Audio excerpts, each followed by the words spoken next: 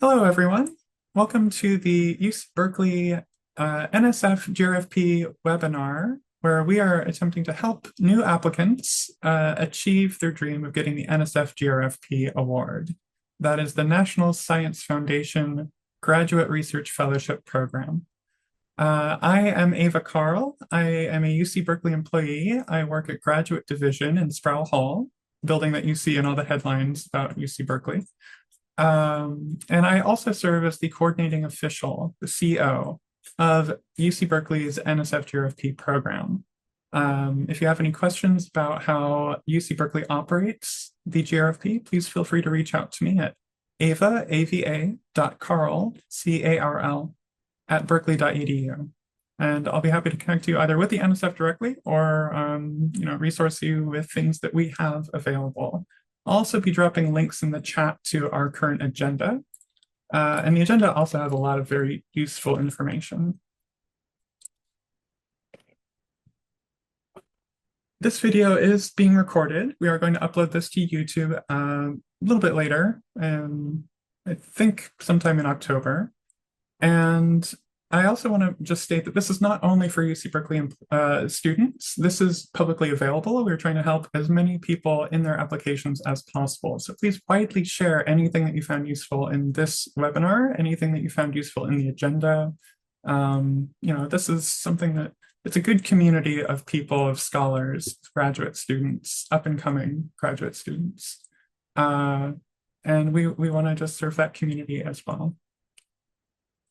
The NSF also wanted us to state that we are not able to make eligibility decisions. We are UC Berkeley employees. We don't work for the NSF. And likewise, if you're a GRFP fellow, you were eligible, which is great, as one of our panelists. But again, we're going to refrain from commenting on anyone's specific circumstance. What we are going to do is try to connect you with resources or maybe interpret some of the things that might be unclear. So that's going to be in our question and answer. Chat is disabled. Thank you for noting that the link is missing. I will copy that.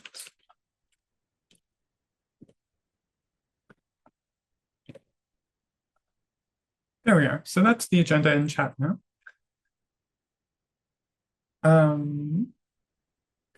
For today's agenda, we will be doing introductions. We will get to know our panelists and get to know our guest speaker, Dr. Fiona Doyle. And then we'll move on to who are the NSF GRFP reviewers. That'll be Fiona's main segment. And then we'll move on to application advice. I'll have some questions for our panelists. We'll get to hear from them. And at that point, we will move on to question and answer, where we will take questions from the chat, from the question and answer, and start responding to things that you have been saying throughout. So that's going to be our format. I'm really excited to have everyone here with all of our collective expertise. And maybe Absolutely. say your name, your pronouns, your degree plan, maybe what year of the GRFP and your graduate program that you're in, and anything else that you want us to know about you. Okay, sounds awesome. So I'm Abby. My pronouns are she, her, hers. I'm from Melbourne, Florida, but I did my undergrad at Purdue University, which is in Indiana. And so I applied for the GRFP about this time last year. I am a first-year graduate student, and I applied as an undergrad. So if any of you here are undergrads, I totally understand the struggle of juggling all of these things with the application. You're still doing your courses. You got to start thinking about your grad apps too. I totally get it. So I'd say my biggest struggle in applying for the GRFP was definitely juggling all of those things. We'll talk more about advice for application questions, but I'm just here to let you know that I can definitely give you some tips on that. Yeah, and I'm studying chemistry. Sorry, I forgot to mention that. I'm studying chemistry, so I'm a first-year grad student here at Berkeley in chemistry. Thank you so much, Abby. Next up, Karina, could we have you introduce yourself? Hi, I'm Karina. My pronouns are she, her, hers. I am a third year in plant and microbial biology PhD program. and I applied my second year. So I applied on the last year that you have the eligibility. And I did my undergrad at a private liberal arts in Oklahoma called the University of Tulsa. So if you have any questions about applying as, I guess, what is a tier 3 applicant the second year, I am your gal. Thank you so much. Joseph, could we hear from you? Yeah, hey everybody. My name is Joseph. I applied for bioengineering as my field of study, and now I'm studying bioengineering, first year PhD student. I applied at the end of my undergrad, my senior year. I didn't get it, so I reapplied the next year, which was last year. I was studying for a master's degree abroad. And I think from not getting it, I have some advice to give you, particularly for the engineers. And I believe I'm the only engineer on the panel. So I hope we can get into a bit of how you need to frame this intellectual merit and broader impact section, specifically if you're an engineer, which I think is very important for your application. So nice to meet everyone here. Thank you so much. Sophie. Hey everyone, my name is Sophie. I use she, her pronouns, and I'm currently a first year PhD student in the environmental science department. I applied to the GRFP a year and a half after undergrad, but before grad school. So at that point in time, I had had a year of research under my belt. And so I'm happy to talk about how you can incorporate, your more recent research experiences into your applications.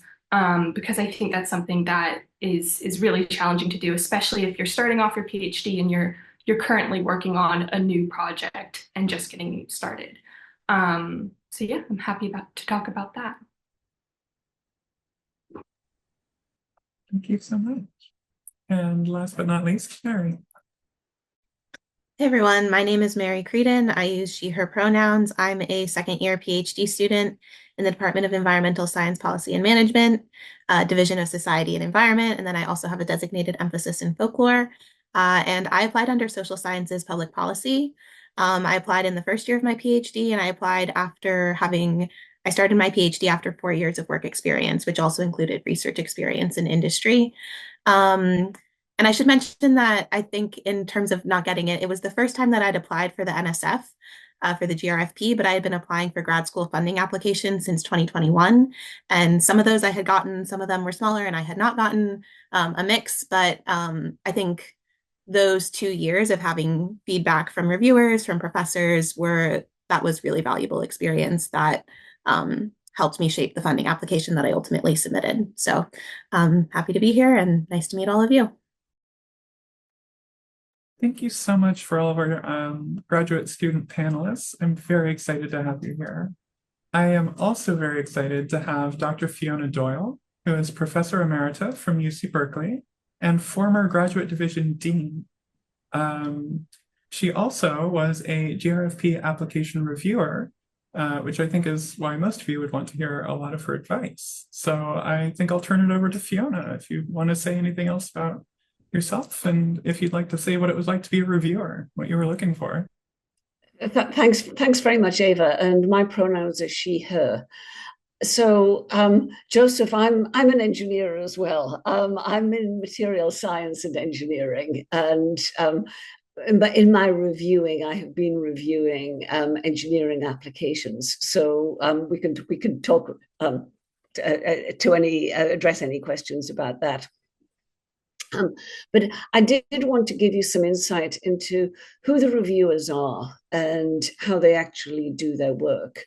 And I've been very impressed over the years, I've done this several times, with how thoughtfully NSF actually approaches giving people as fair a chance as possible. So the reviewers are individuals, mainly faculty members, who are asked to volunteer their time to do these reviews. And they're people whose broad expertise aligns with the applicants.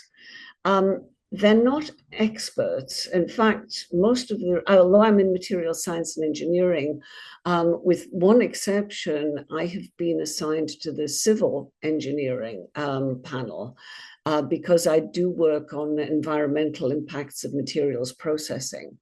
So, of course, I'm not an expert at all in many aspects of civil engineering. And this speaks to an important thing to keep in mind when you're preparing your application.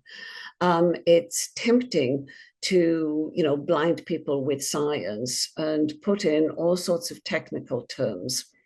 And my recommendation is don't do that. You want your reviewer to be able to understand what you're talking about without having to go off and do independent research to try and understand what your field is. And in fact, this is a rule to live by when you're, as grad students, giving presentations and preparing papers and things like that. You don't want to make people who are reviewing you in any way feel stupid, because then people are predisposed not to like you. If you can keep them following along with you, then they feel smart and they're interested in what you have to say. And at a subliminal level, they like you because you make them feel good. So that's something to keep in mind. The other really, really important thing to keep in mind is that the instructions to reviewers are very explicit about the fact that we are evaluating the applicant as a person in terms of their potential to be an accomplished researcher. We are not asked to evaluate the technical component of their application on its merits. And so keep that in mind when you decide what to write about. If you get one of these fellowships, nobody is going to hold your feet to the fire and say, oh, well, you said you were going to be working in area A and B, and actually you're working in C and D, you don't have the fellowship. So do yourself a favor and write about something that you will be knowledgeable about and allows you to showcase your individual strengths and speak to how you can make a contribution in the future. The review panels are trained by webinar so that everybody's on the same page.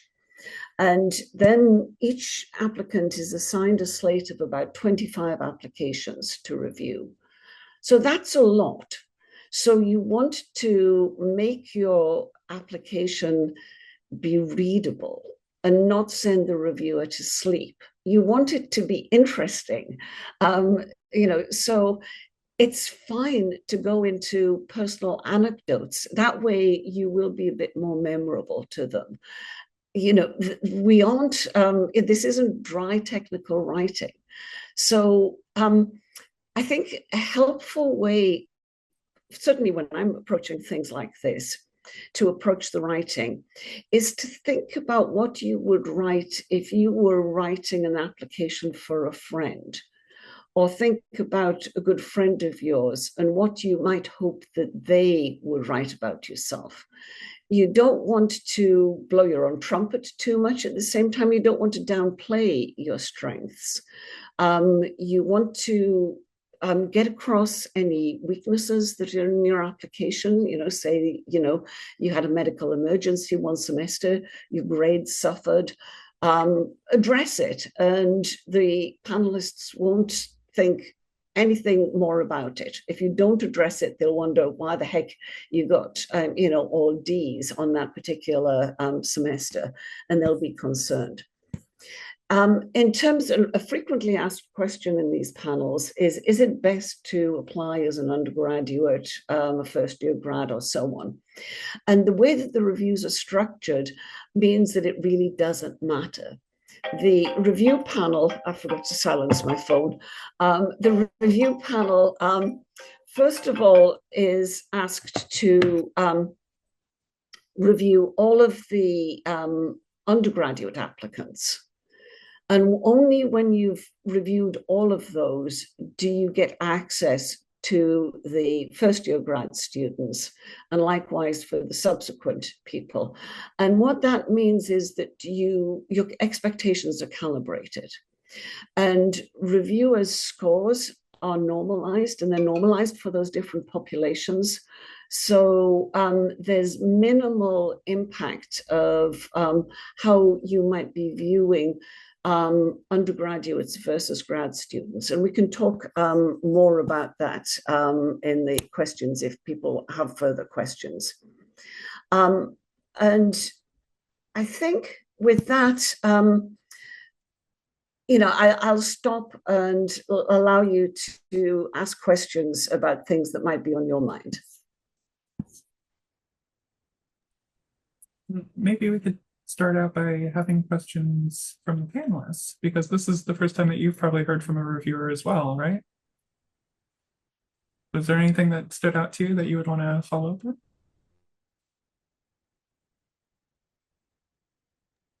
Yeah, I think one thing that that Fiona made me think of is that it is really important to put yourself in the shoes of what it's like to be a reviewer and read those 25 applications on your volunteer time over the holidays. And at the end of it, they've got to synthesize and give you feedback. And so they've got to say, oh, this person was interested in X, Y, and Z.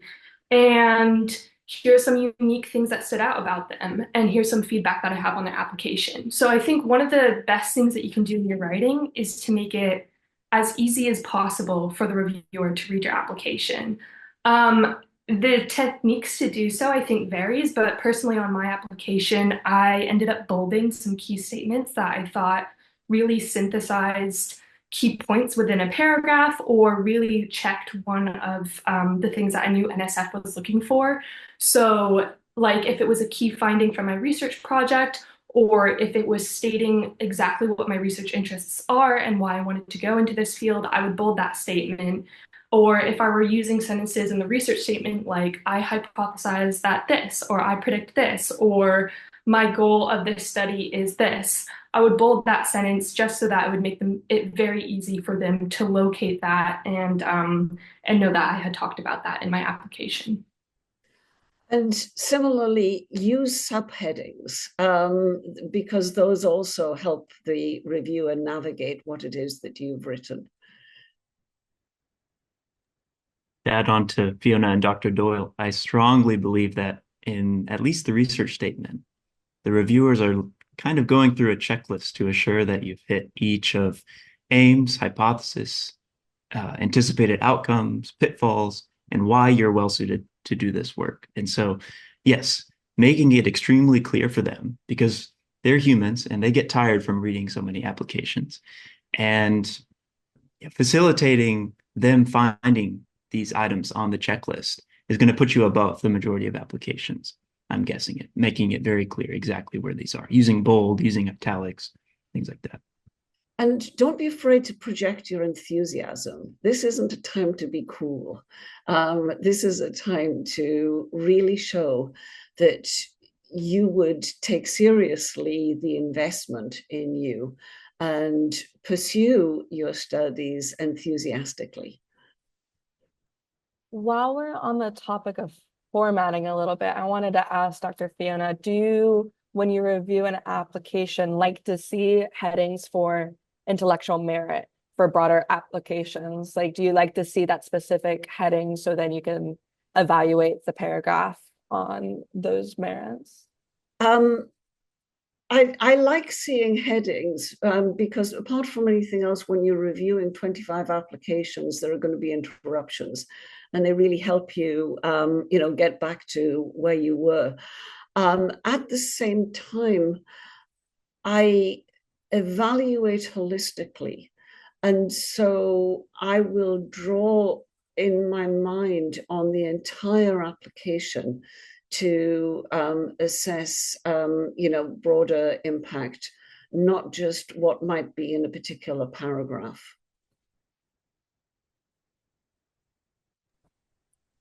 See that Karina wanted to address one of the question and answer questions. Do you want me to read it or would you like to, Corinne? You can read it. The question is, as a second-year PhD student in physics, the physics PhD program has a very strenuous first year that does not leave a lot of room for research. How would it be best to address a gap between undergraduate research and future research? Do reviewers know what a PhD program might look like, or should this be explained? I feel like this might be a very common experience, actually. A lot of first years, I think, are in this situation. So go ahead, Karina. Yeah, so I was definitely in the same exact situation where I applied my second year of my PhD. And for plant and microbial biology, our first year, you're not really doing research, you're rotating and you're taking some courses that are required so that so everyone's on the same page with their academics. And I am assuming that my reviewers understood that, but I did address that like 2 sentences in my personal statement where I said like I've been doing rotations, and that's why I don't have like a research project right now. And then yeah, just kind of like chronologically addressing that of like talking about your undergrad research or post-bac, and then talking about like I'm enrolled in this PhD, I'm this year, and I've been doing rotations is usually fine. So yeah, that's what I did, and it worked out for me. Yeah, I would heartily agree. Reviewers understand sort of that, well, first of all, that not all PhD programs are the same, but they're very familiar with this kind of model. I would say, remember, go back to what I said about the fact that we are evaluating the individual and their potential for research. We aren't really evaluating what they've accomplished by research. And so if you have been spending your time doing rotations, then you can really push yourself forward by reflecting on what you have gained from your rotations and how those help you think in a more technically mature way about the research that you will be doing for your PhD. A lot of the difference in expectations sort of between undergraduates and graduate students pertains not to actual accomplishments, but to intellectual maturity.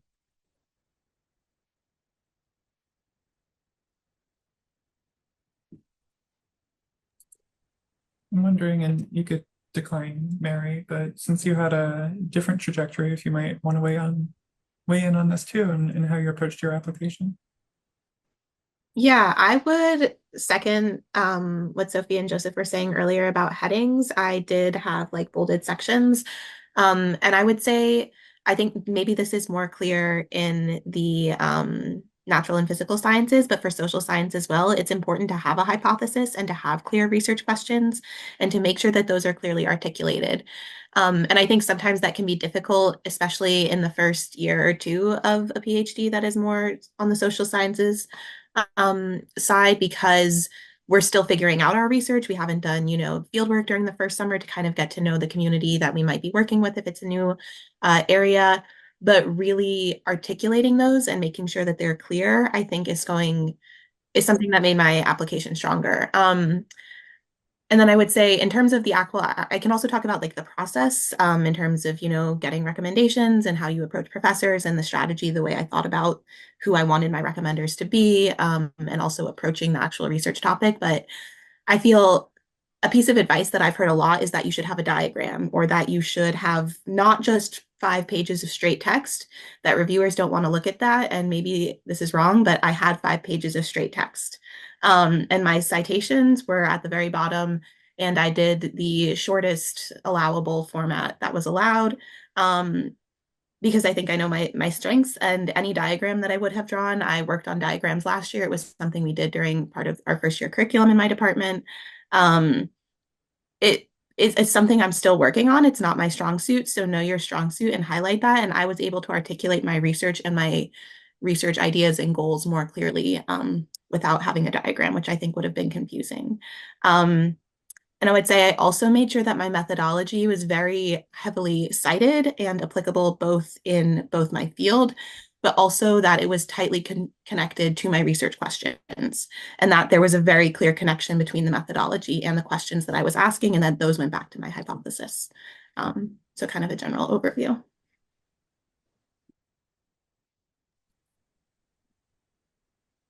Yeah.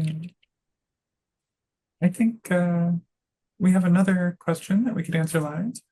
Are we able to apply multiple times within one graduate program, meaning during the first and second year? You could only apply once during your grad. So yeah, if you apply your first year, you can't apply your second, and vice versa.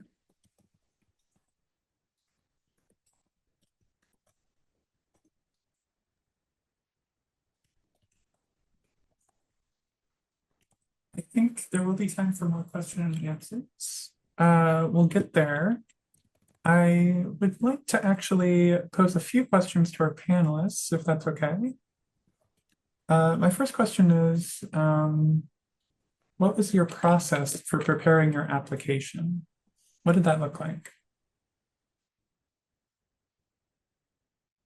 I guess I can start with that. So like I mentioned, I've been applying for graduate school funding and submitting funding applications since 2021.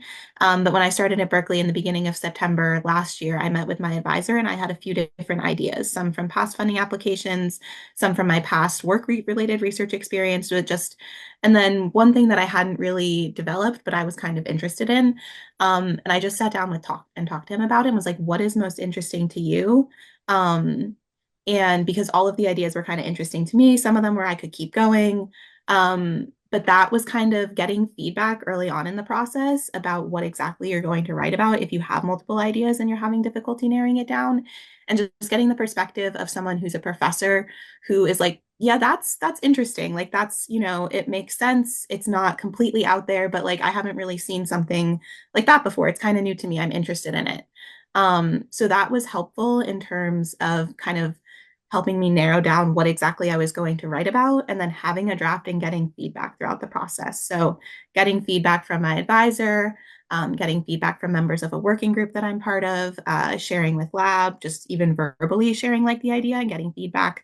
If you're in social sciences, if I'm doing a comparative site, like should I do 3 places? Should I do 2? How am I connecting them geographically?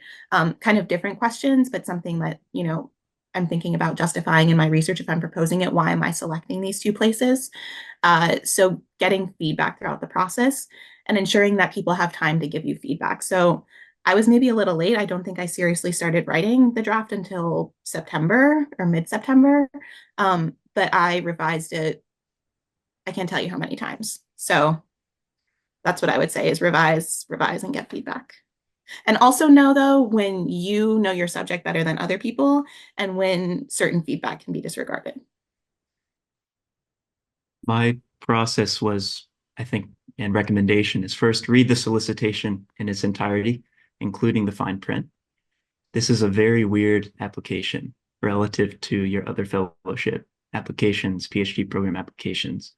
This intellectual merit, broader impact stuff is not very intuitive. I think also you need to read a lot of models. You need to read a lot of past essays that previous fellows have written and get a better sense of what exactly these 2 things mean, intellectual merit and broader impact. What you'll also see in the solicitation is that the aims of this award are 2. One of them is to, recognize students who are going to promote the advancement of fundamental knowledge in science and engineering, as Dr. Doyle said. But another big part of the purpose of the award, it says, is to promote diversity in science. And I think this is a very significant component should be a significant component of your personal statement, and also the broader impacts of your research proposal.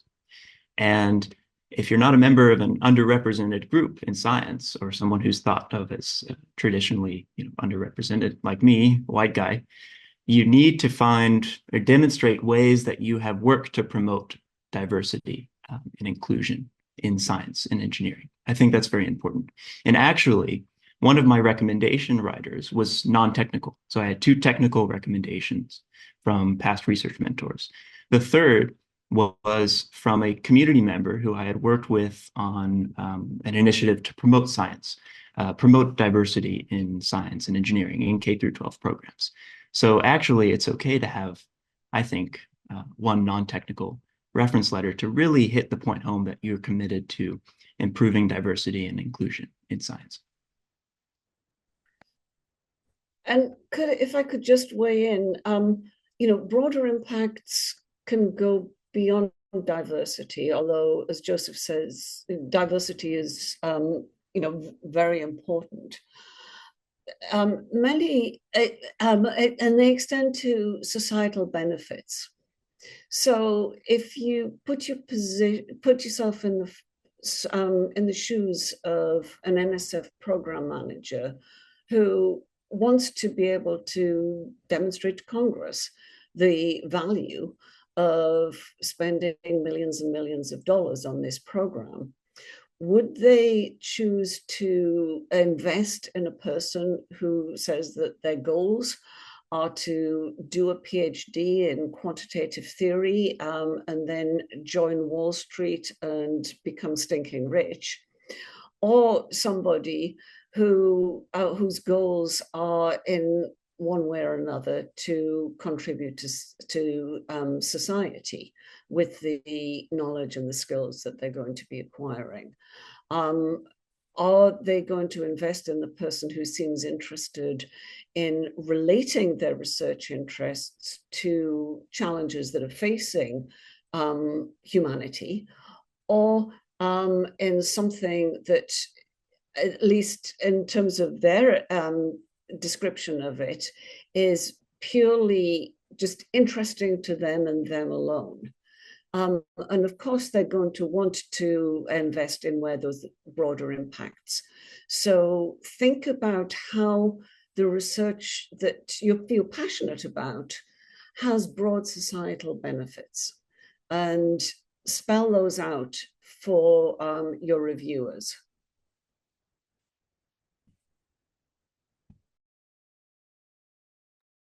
I can talk a little bit as well as my personal approach to putting together my application package. So a little similarly to Mary, I had actually been writing for different fellowships and things like that since I was a junior, around fall of my junior year in undergrad. And then the application is about now, so fall of senior year. So with that, I had already built up a pretty solid story that I knew I wanted to present about myself on my personal statement side. And I agree with Joseph that the broader impacts are a little less intuitive. So I had my base story and the sort of content that I wanted to promote about myself. And then from there, it was tuning how the NSF would kind of like to hear about who I am as a person and who I am as a research scientist. And I think that those 2 themes are really key to put through in your personal statement. Talk about, yes, who you are as a scientist, why are you interested, what are you interested in, but also talk about who you are as a person and maybe how who you are as a person is related to science and all that sort of stuff.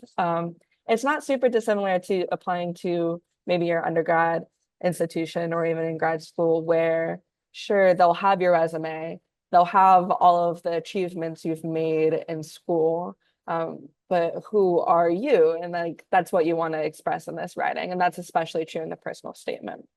So there's a lot of tuning to do there. My research statement, as an undergrad, I didn't actually do a proposal on anything that I had worked on as an undergrad. I proposed just some things from literature, and I kind of took one paper and another paper and the ideas of them, and I sort of found a way to combine them together into a different proposal. So it was based on nothing that I had actually done in undergrad, but in this sort of similar vein of things that I might be interested to do in the future. And that's how I worked on my research statement. So that one came from scratch. I didn't have anything super prior on that. And that definitely took a lot more. Just, I got to sit down and focus. I got to really read some papers. I have to really think about how I'm going to make this connection and how I'm going to propose this connection. And my advice there is to talk to your PI or maybe other grad students if you're in a lab or in a group where you're doing research, because all these people will have some experience in proposal writing. And so you can kind of put your ideas towards them and you can say, hey, how do I make this actually look like it's feasible, like a feasible idea? And I think that was the hardest part for me as an undergraduate student who I haven't worked on many of my own like independent, like intellectual projects. A lot of it is something that I'm kind of hopping in on already. And so that was pretty difficult. But if you talk to a lot of people around you who have had that experience, I think it becomes a little bit more clear in how to write that.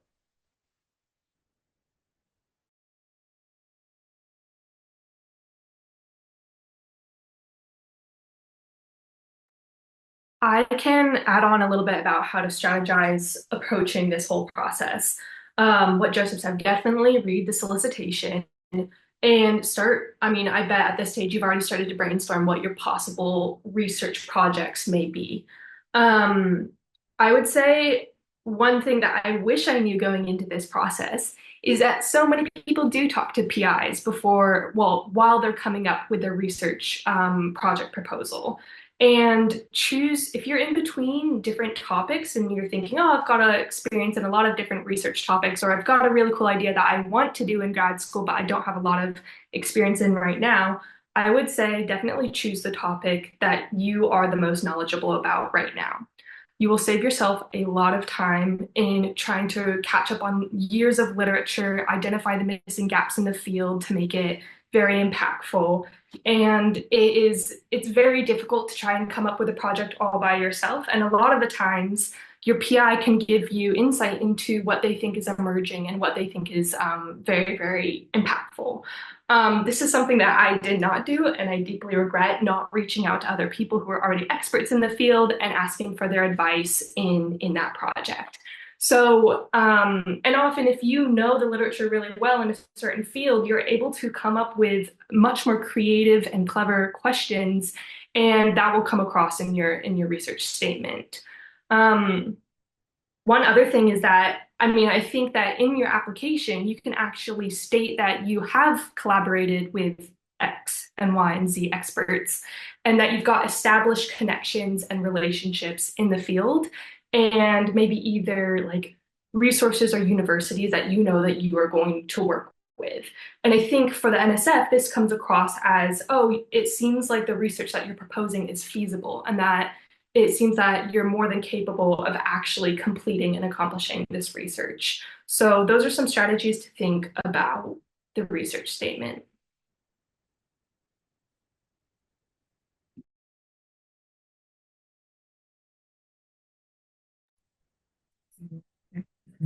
Karina, what was your process when you were applying? So for me, before I even started writing my stuff, I made sure to read the solicitations, because the first time around I had applied from my undergraduate to my graduate, and I didn't end up like actually submitting it because I realized that I did not meet the solicitations like at all. So definitely look at that. And then also I read a lot of like examples of previous winners of the GRFP. There's a lot of good websites out there that has just like hundreds and hundreds. And like I kind of took notes on them. Like I was like, okay, I'm seeing this trend of like people talking about this, and this, and intellectual merit, or phrasing things as X, Y, and Z for broader impacts. And so I definitely took note of that. And then from there, I pretty much started with like kind of like a bullet point list, like a first grade kind of outline of what I wanted to write, and then developed it from there. But I will say that I would think the difference between having a application package that's like an NSF winner and not is that review. Like having your PI and your PI's PI and your friends and even send it to your parents. Just looking over it and trying to make sense of it. I will definitely say from my first draft to what I submitted was very different because I had over like 20 people look at it.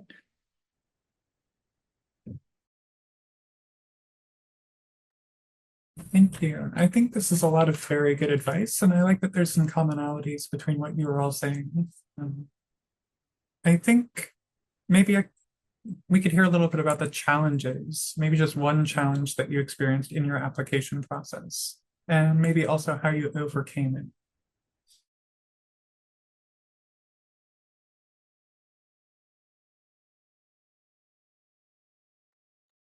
Well, for me, and this is getting to one of the questions in the Q&A that I highlighted. As I said at the beginning, I think, and Dr. Doyle maybe can give her thoughts on this, I'd be interested to hear as well. As an engineer, you have to approach this application a little bit differently than you would as a pure scientist. Because as an engineer, your research proposal will probably be describing some piece of technology that you're building. And I think as an engineer, and especially as a bioengineer, there's actually a specific section in the solicitation about this, page 13. You cannot focus on how your technology is going to solve a particular problem. I think what you have to do is focus on how your technology is going to contribute to an better understanding of fundamental knowledge in science or in engineering. And I think, so the intellectual merit section should be about how that piece of technology actually advances this fundamental knowledge.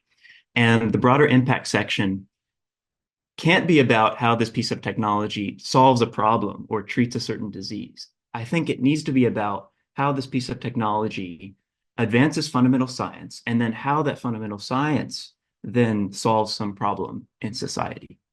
And I speak from the experience as the person who posed this question also had of getting rejected, in my first application, primarily from the broader impact section, not taking that approach. And so I'd be interested to hear from Dr. Doyle actually whether she agrees with this or not. But essentially, it's very hard to talk about translating a piece of technology into society. You don't have enough space to do it. But I think it's easier to show how your piece of technology can contribute to an better understanding of science, say, in a lab context, and how those insights, you can start to abstract how those will eventually impact society for the better. Well, in truth, I've never specifically worked on a particular type of technology. And on the civil engineering panel, very few of the applicants were doing that. So I really wasn't faced with that. I will say that in general, it's not something that has been at the top of my head while evaluating applications. But I think that certainly the approach that you take suggesting, Joseph, sounds sound. And it makes sense for another reason. Because particularly if you're an undergraduate applying to this program, you might not end up at a school where it's even feasible to develop the particular technology that you're interested in. Or it could be that the piece of technology just doesn't work. And NSF doesn't want its investment to be wasted. And so they want to be able to justify that regardless of the outcome of the research itself, the investment in the individual is worthwhile. And so you could be thinking about the learning that would happen while conducting research, the fundamental questions, and then think about some of the possible applications which might include the thing that you're particularly interested in, but might actually be a host of other things. And that way you're making a case for a broader impact than you would if you were just focusing on one particular type of technology. I think if I can interject, as someone who has not earned the GRFP and someone who had a humanities background, I was actually in folklore as well.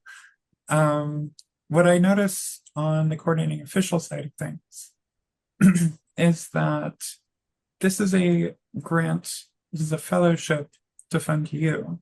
It is not something where you're applying for a research grant. You're not funding a project. And I think Fiona has highlighted that as well, that this is really an investment in you as a future researcher, as a future contributor to academia.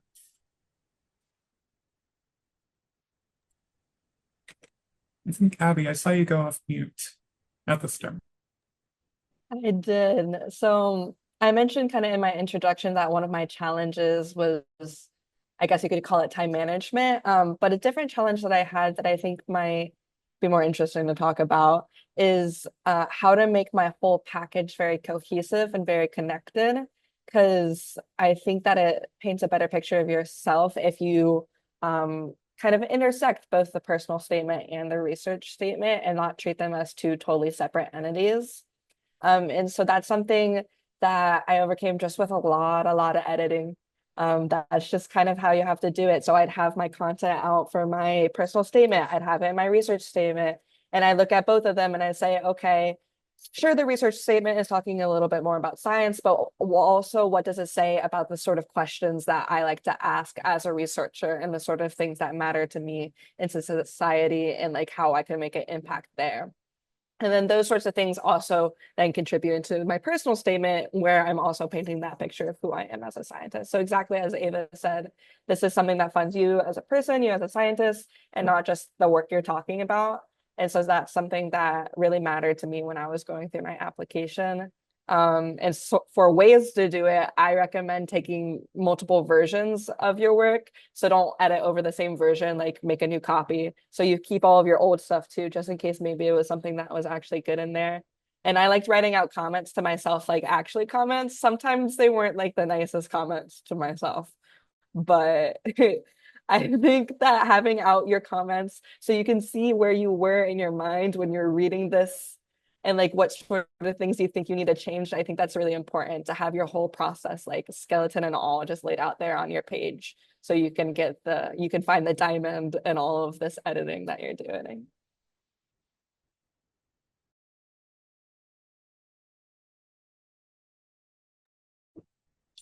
Sophie, Karina, Mary, what challenges did you experience and how did you overcome them? I definitely second what Abby was saying. I hate to say it because this is the advice that I did not want to hear when I was in your shoes, but have multiple drafts. I think having multiple drafts is just so key to figuring out what you want to say, concisely saying it. I was applying to the GRFP at the same time I was applying to a lot of other grad schools. And I noticed that by the end of my application process over the course of months, applying to different grad schools, that my personal statement had vastly changed. I had cut out a lot of repetition. I had just way more concise sentences. And that's something that you just need to do over lots and lots of editing. I think if you have the time to be able to forget about your project or your statement and then come back to it and read it, you'll think of it in a totally different light and you'll be like, oh, I was emotionally attached to this sentence when I wrote it then, but I realized that's just repeating what I said before. And so one of the tips I did is if I was cutting down a paragraph or trying to make it more concise and I was emotionally attached to a sentence, I would copy and paste it and put it in a different document. And so you can kind of keep version history of your statement, but it's the first thing that you write is not going to be what you submit. And so if you've applied to the GRFP before, or if you had experience with applying to other fellowships before, you already have a great basis for your personal statement or thinking of a research statement. But I would just say continue to edit it because it can only get better with editing. And that is such a struggle when you don't have a lot of time. But if you can't have multiple drafts, I would say the next thing that you could do is probably get a lot of feedback from people, because often when they're reading your statement, they're seeing it with totally fresh eyes. They're reading your sentence structure in a way that you're like, if you write a sentence and you kind of know how it's going to sound in your head, maybe that's not how they read the sentence the first time and it's a little bit wordy or confusing to them. So get as much feedback as you can. And that's something that's scary to do with your personal statement because it's a narrative about yourself, but someone will be able to tell you things that they really liked in your personal statement that perhaps you could expand upon more. The last thing that I will say on that is be confident in your writing. This is something that I really struggled with. So when I was saying my broader impacts of like this research could provide insight into this, you should just change the wording of it. So I actually went back through my statement and said, this research will provide insight into this. And my goal is to do this. I will do this as like for whatever my broader impact was or something like that. So you're all capable of doing incredible research. And I think the last part of it is really conveying that confidence to NSF and then also including that curiosity, the enthusiasm, and not just making it, a dry scientific statement.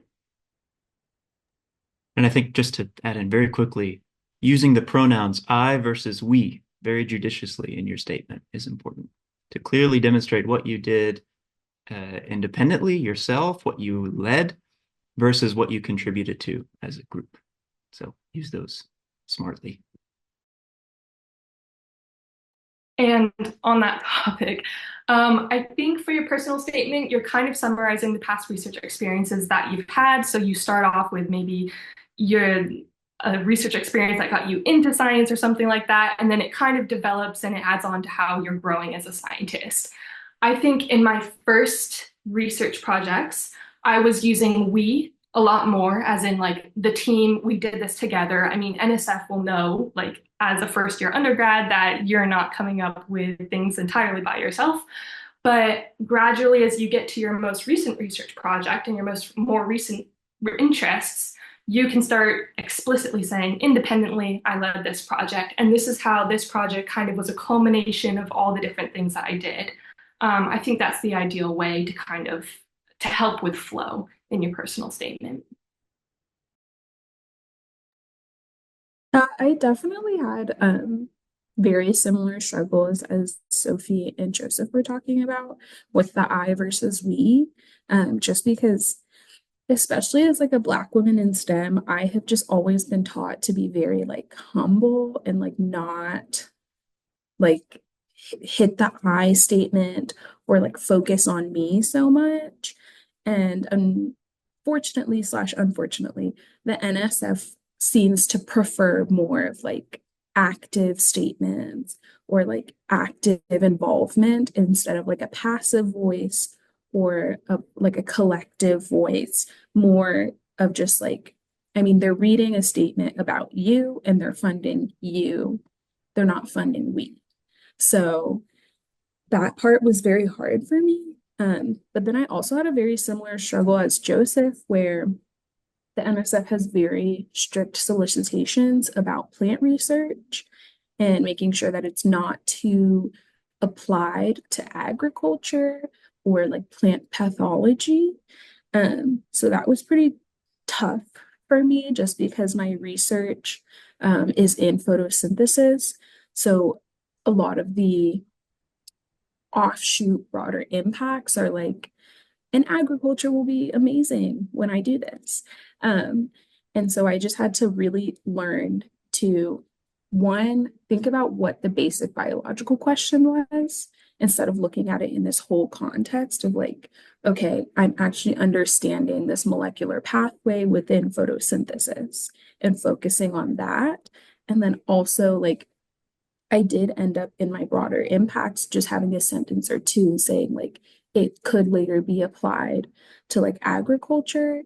And it went well with that, but definitely not making that the entire broader impacts and just making it a sentence or two. And the other broader impacts being like filling a gap or like using that project to incorporate different types of underrepresented communities and get them involved in science. and just like things like that rather than focusing on the ag of it all. I'd just like to weigh in because, first of all, I think Karina was given lousy advice in terms of being humble because she's an NSF fellowship holder. She's awesome, like all the other panelists here. I'd say, though, that reviewers definitely want to see the first person being used in writing, because we're asked to evaluate the applicant, not the people that the applicant has worked with. However, don't be, I would say, overly, don't stretch the truth in terms of what has been accomplished. It's very, useful form in science and engineering to give full credit to other people who have done things that then help you do more. It's gracious. People like somebody who is gracious and generous in their praise of other people and the work that other people do. So if, for example, you did some research as part of a team, be clear about what was a team effort and what your own contribution was.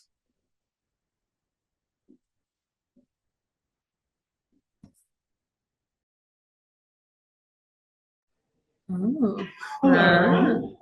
Thank you for joining us for part 2 of the NSF GRFP application workshop webinar. I want to apologize for the technical difficulties that we had this last Friday.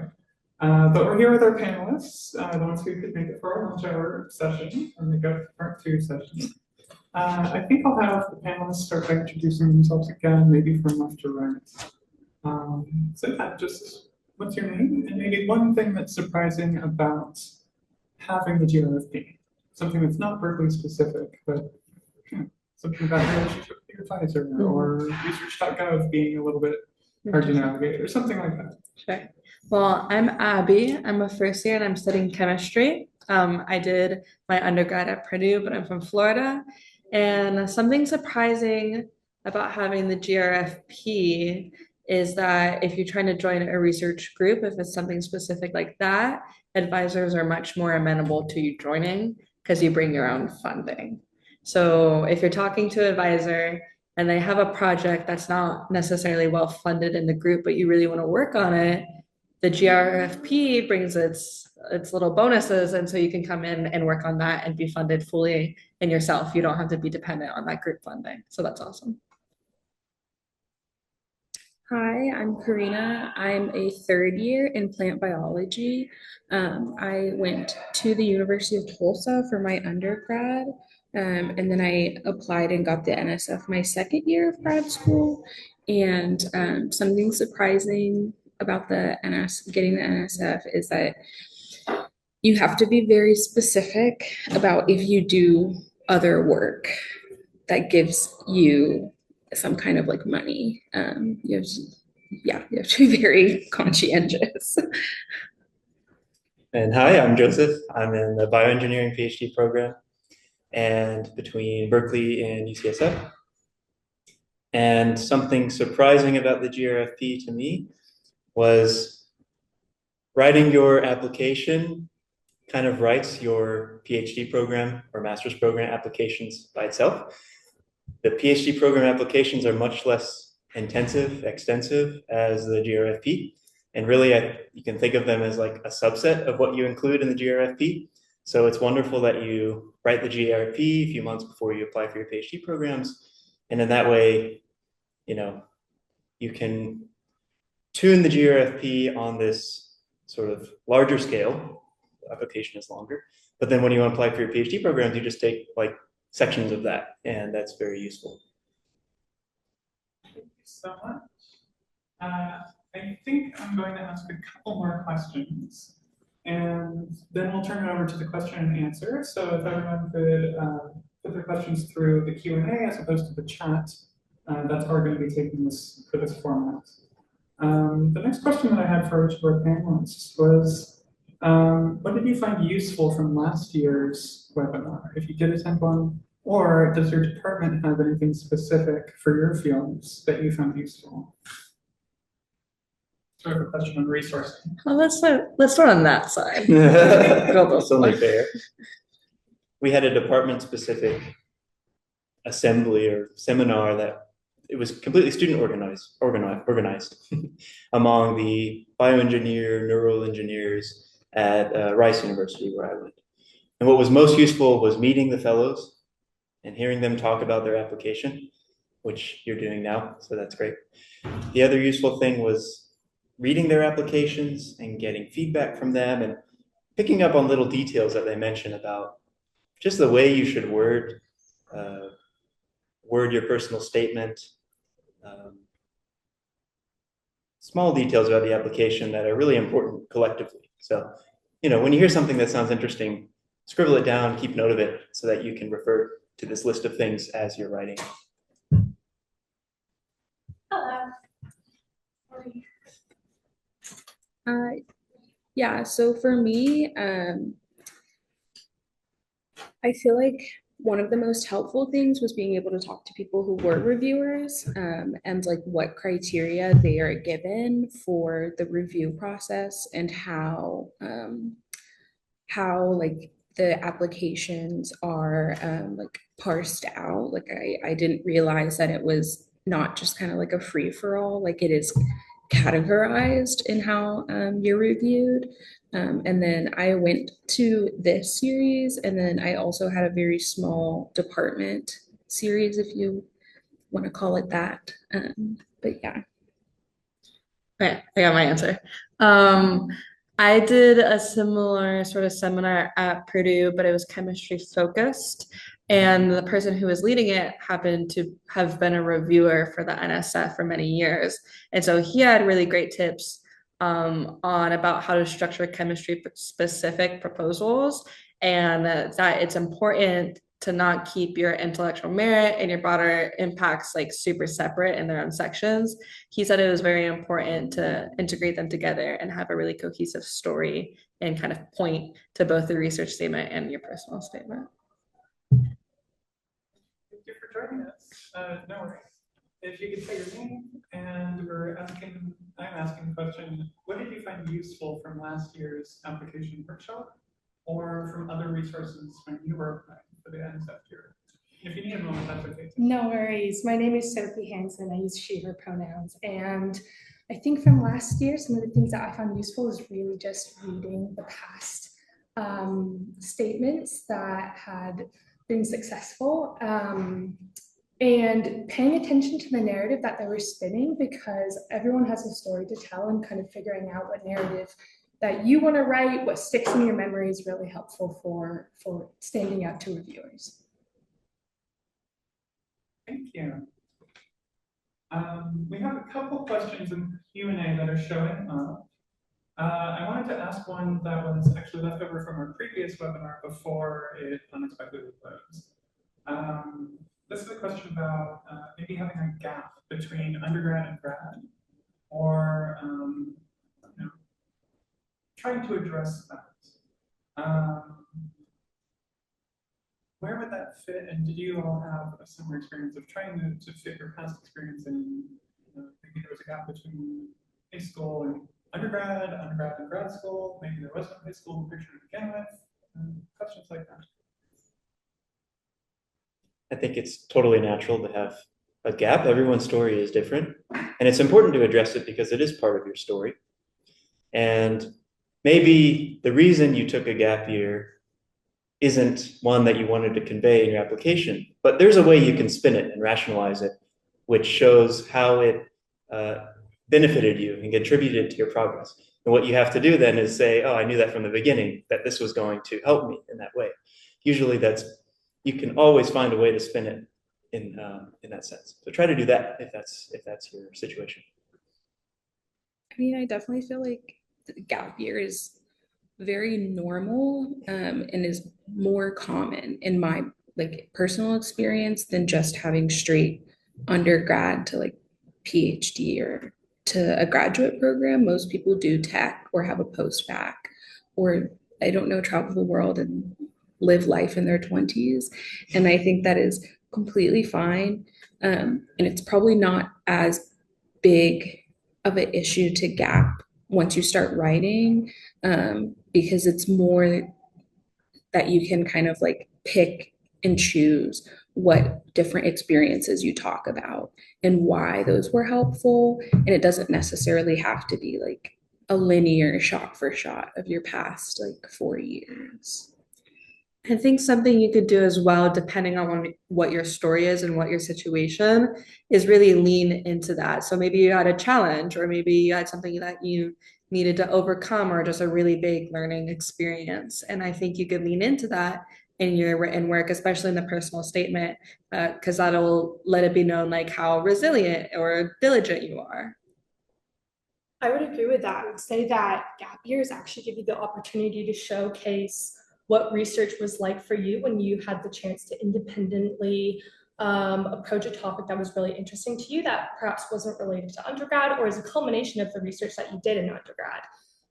So I think they're a really unique opportunity to kind of show that you have experienced what research life is like outside of the university environment, or maybe as an extension to the university environment, and how that's shaped how you want to pursue grad school. Yeah, those are great answers. We have our first question and answer from this session, and this is specific to bioengineering, but I think we can kind of view how it would apply to any to any field as well. For your research with your field, in this case bioengineering, is it true that if you talk too much about your application, it can be deemed too health related, even if the project itself is engineering based? The NSF does say something about this as being disqualifying in the guidelines. So maybe were you concerned at all about your project fitting outside the scope of the NSF?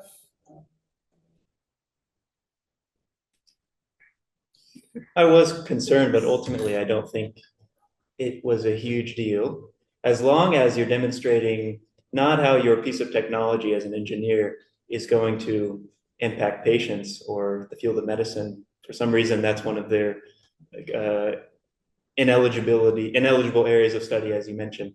As long as you're not exclusively talking about how that therapy or technique will treat patients, as long as you're showing how that technique is going to advance fundamental science, and then how that greater understanding of science is going to benefit patients and other members of society, I think you'll be fine. Make sure that you show broader impacts, not exclusively impact of a particular technology that you're building. Maybe for plant biology? Yeah, that's definitely the catch with the NSF, is that it's the National Science Foundation. And the reason they have those solicitations is because it could overlap with other fellowships through like USDA or NIH, which is health related. And so the kind of general gist of NSF is answering fundamental questions, or like bridging knowledge gaps within like the basic questions. So for me in plant biology, some of my research has like direct agricultural impacts, but you would have to focus more on like what basic biological question or what fundamental gap are you bridging with your research. You can mention those other impacts as a broader impact. Like I did mention, like this will be great for agriculture and crop yield, but I would limit it to a paragraph or less, probably, of the whole statement. I had like 2 sentences. Yeah. So. I never really thought about that. I wrote about chemistry, and I wrote about developing a method to make molecules. And within that, kind of similar to plant biology, I talked about how it would advance like the field of chemistry and the ways to make molecules. But then like the secondary part of that is like those molecules could then be used in pharmaceuticals or in materials and things like that. So it sounds like we all have like the common idea of fundamental science, and of course it can also impact life and people as well, which is important. Yeah, mine didn't touch too much on human health in that aspect whatsoever. It focused on the fundamental sciences of questions. and I was looking at larval biology. And it had a few implications for robotics, but other than that, it mostly focused on applications in biology. Next question. I heard that reviews were very broad and sort of up to each reviewer. Is this not the case? What guidelines are reviewers using? For this, I think I would encourage the question asker to go to our webinar part 1, where Fiona Doyle was speaking. She sort of directly addressed that question as well, where even if your reviewer doesn't have expertise in your field, there is the expectation that you're able to communicate your field and present it in a sound scientific manner. So there is a criteria that's sort of agnostic to your specific discipline, to the reviewer's specific biases. But yeah, that'll be available at some point soon before the application is due.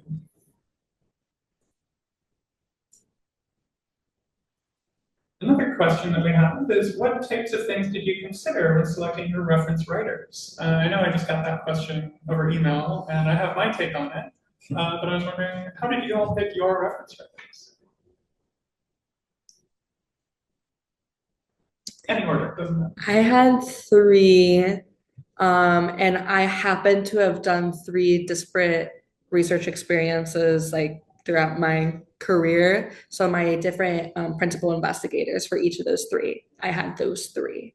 And so I was kind of lucky that the numbers all matched up. I used those 3 for like everything. So I had different research advisors.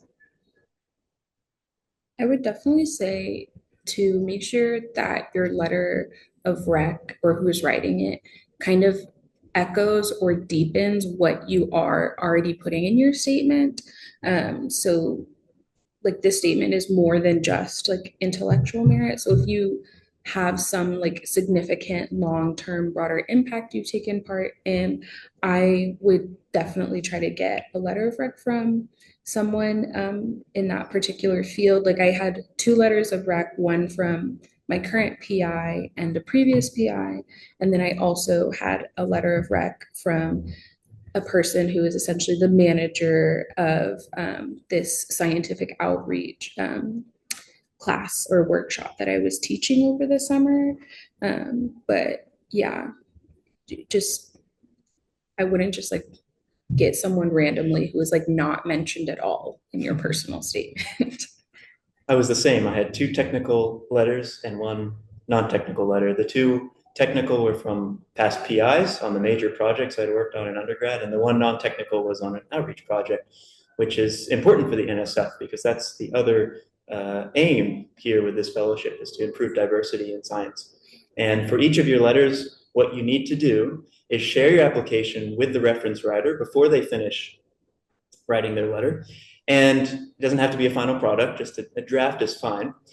Communicating the main ideas, themes that they need to echo or emphasize in their letter that you want them to echo and emphasize. And it's okay actually to explicitly tell them what you want them to include. Examples of your contributions to certain projects or conversations that you've had that enlightened them about how good of a person you are and how committed you are to diversity in science, these important things that come across through casual conversation, but they may not immediately remember. So send them a list of things you want them to include in their letter. I don't think any letter writer will be offended by you doing that. And in fact, I think most of them would very much appreciate you doing that because it makes their job much easier when you give them exactly what you want them to write about. And it coheres your application together a lot better. All 3 of my letters of recommendation were in the world of academia. And for me, one of them was like a direct mentor that I had during undergrad. One of them was the PI that I'd worked very closely with for broader impact sort of stuff. And then the other was a professor during a summer research course. So I think it's definitely good to have people who can speak to different parts of your personality and definitely areas that don't shine through automatically in your application. If you're thinking about, do I ask this professor who I just took their course and I haven't really interacted with them much? Well, think about what that would say about you. Saying that you got an A+ in a class doesn't really speak that much to your application, rather than someone who knows you a little bit more closely, who can speak to your work ethic or who you are as a person. I think that's wonderful advice. What I wrote in my email to someone who asked a similar question was, you want to pick someone who's a reference writer who knows you and has a relationship with you.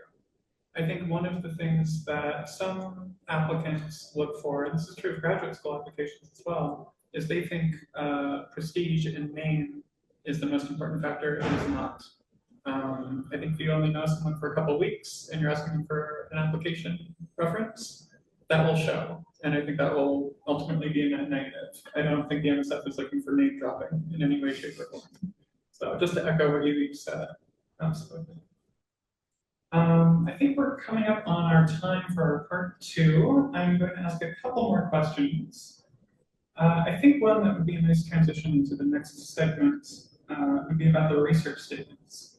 How ambitious should your research statements be? How much of the world do you want to promise to the NSF?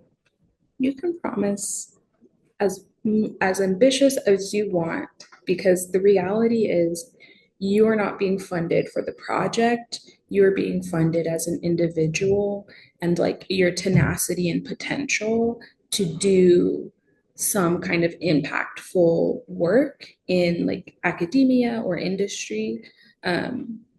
So like, I mean, I would make it realistic. Like, obviously, don't like try to build a civilization on Mars. But like something that is like, you know, if all of the stars aligned and I got to collaborate with this lab at this place and we got this, and this, I think it could be that ambitious, or it could be something more attainable where it's more of like a continuation of work you're already doing. But yeah, I wouldn't worry too much about that. I definitely want to bite off more than you can chew, though, and more than you can confidently explain. Because what they're looking for in the research statement is that you know how science works, you know what to do to like start testing something, you know what to do if you have positive or negative results from there, how to quantify something, like what instrument you would use, what you would measure, all of these like really kind of gritty details about a project. They want you to show that you know how this all works. So if you're talking about something super ambitious that maybe you're not super familiar with, you can be really vague about it and all you want, and it sounds like a great idea, but you're not showing that you know how to do science. So I think that's the most important piece to keep in mind. Propose whatever you want, but show that you know how science works. And whether, Yeah. whether it's ambitious or not, what you need to do is address potential pitfalls of your project and what you would do in those events, how you would recraft the experiment or go in a different direction, and actually building out the tree of like, if this works at this stage, I'll make this action next. Otherwise, I'll do this. So I think that shows a very deep logic and a good way of thinking about the science.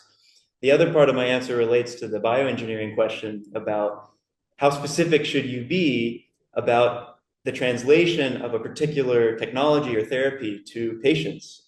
And this could apply for any engineer, I think, applying a technology to a specific impact group. And that is, if you are too specific, the reviewers are going to want more from you as to potential, ways that this could go wrong or potential path to that implementation.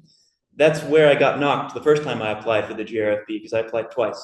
The biggest criticism after my first application was how I didn't address all of the potential, problems with translating my therapy to patients into the clinic.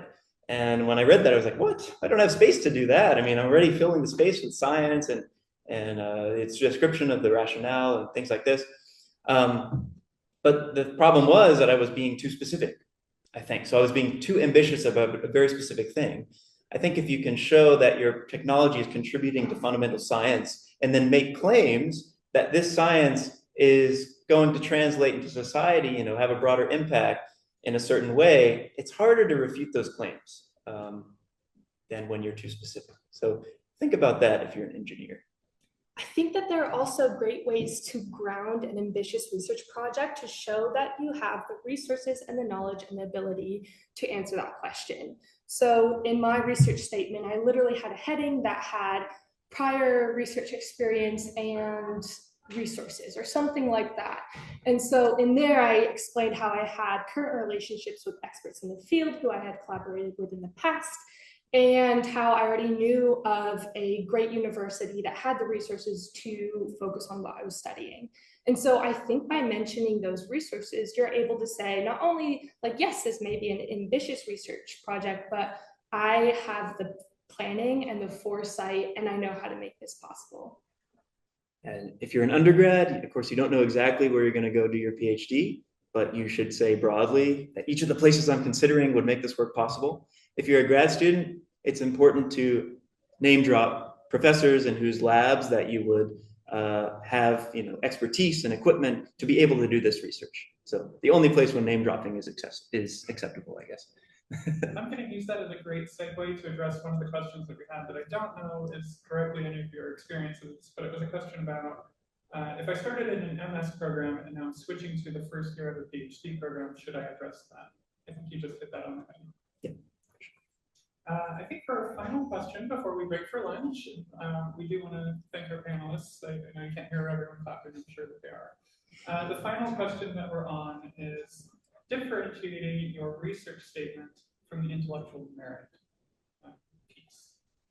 So I was wondering if you could say a little bit about intellectual merit as opposed to personal statement, how they are cohesive, how they supplement each other, and if you remember how you approached that when you were applying. So the intellectual merit in the personal statement or the intellectual merit in the research proposal? There you go. I learned how to differentiate those two. Yeah. Well, assuming your research statement is about some project that's similar to what you've worked on before, the personal statement, the intellectual merit section of the personal statement will have a few sentences summarizing the intellectual merit I think you included in your research statement. In addition to the personal statement intellectual merit will basically have that same sort of summary, but for each of the projects in your past experiences, in each of your, all of your research, all of your academics, things like this. Intellectual merit's demonstrating how your past research experiences have contributed to fundamental science, to the advancement of knowledge, and relative to the broader impacts, of course, which is about how that improved knowledge contributes to society. I think that they are quite similar, but they are very different. I would at least say for the personal statement, the intellectual merit I view more as like little vignettes of like research you've done, what you learned, what resources you had, and why it makes you a good applicant for this fellowship. So I would also include things like awards, fellowships, scholarships, how much money you got for how long, if you've communicated your research through a presentation or through like some kind of seminar, like that should definitely be included in your intellectual merit for your personal statement. However, for your research statement, you have less space, and I believe the solicitation specifically want to know like what resources are you going to use, like name dropping facilities and people, and like how are you going to use them, why are you going to use them. That's more of the intellectual merit, or talking a little bit about like what is known in the field and what knowledge gap you're going to bridge. But yeah, I would make it more tailored for that research project. Yeah. Sorry. What I actually did in mine was put really clear subtitles of what was intellectual merit or broader impacts, and I did that in both the personal statement and the research statement. I've heard from reviewers that some people like this, some people don't. It just also worked for me.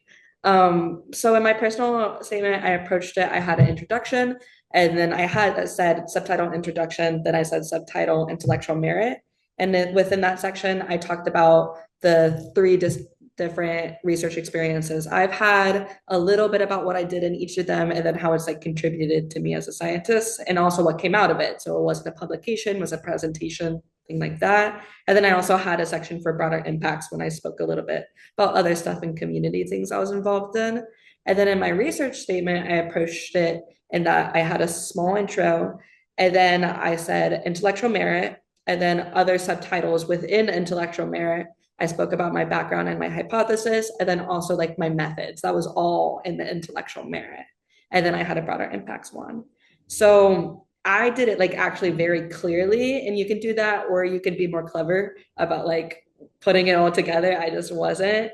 But I think the big idea here is that in your personal statement, your intellectual merit is what you've done.